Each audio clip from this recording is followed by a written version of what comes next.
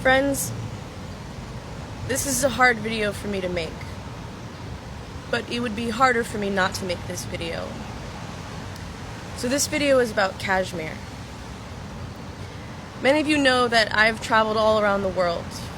In the past 5 years, I've been to India, I've been to Thailand, I've been to Indonesia, and along my travels, I got to visit a very magical place called Kashmir in the northern tip of India. This is a very complex and disputed situation with this land, and the Kashmiri people have suffered.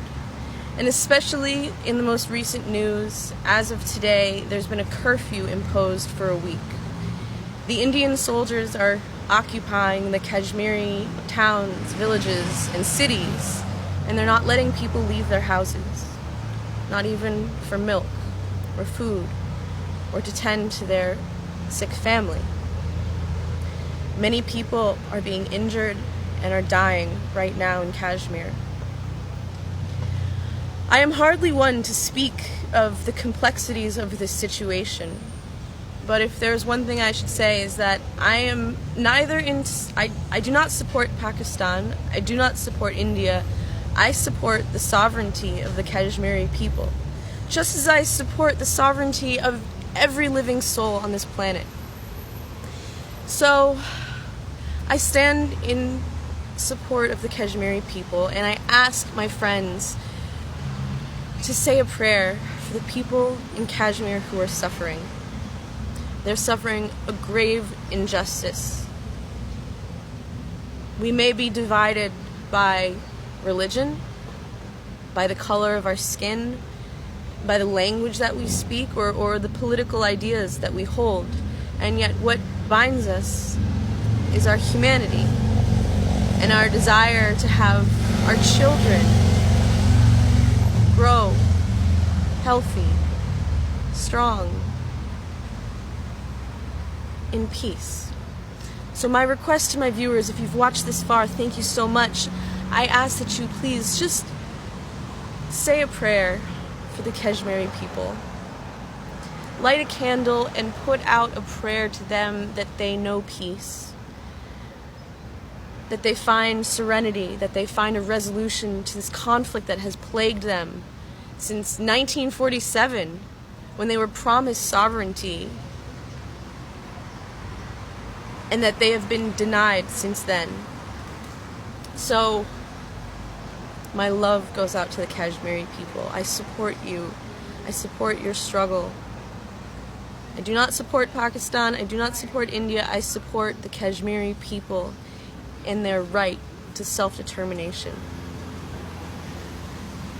And I say this as someone who has been to Kashmir, who has felt the oppression in the streets, who has seen the roads go very much untended, who has seen children not going to school, who has seen and witnessed and experienced the harsh realities of life in Kashmir, and yet I also experienced the kindness and generosity of the Kashmiri people firsthand. I sat with many families from Srinagar to Bemina. I experienced the craftsmanship, the kindness, the strength of the family, and the spirit of the Kashmiri people, and that's what I support. So my prayer for Kashmir is that they find resolution, they find sovereignty, they find peace for themselves, for their children, and for the future of that beautiful land, of which my heart will always be a part.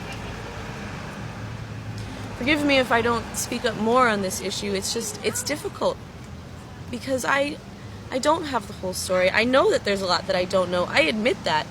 And it's hard to speak from that place, but what I can speak from is just love. Unconditional love. And that's my hope for my brothers and sisters in Kashmir, is that through this great time of suffering, you find healing. Through this time of darkness, you find the light. And through this time of misery, you do not lose hope. that peace can return to your beautiful land, and forgiveness and healing is possible for those who believe. My love to you, my friends all around the world. And please, pay attention, my friends, to the news of what's happening in Kashmir. And when you read and hear anything, just remember that I asked you to say a prayer for our friends in Kashmir.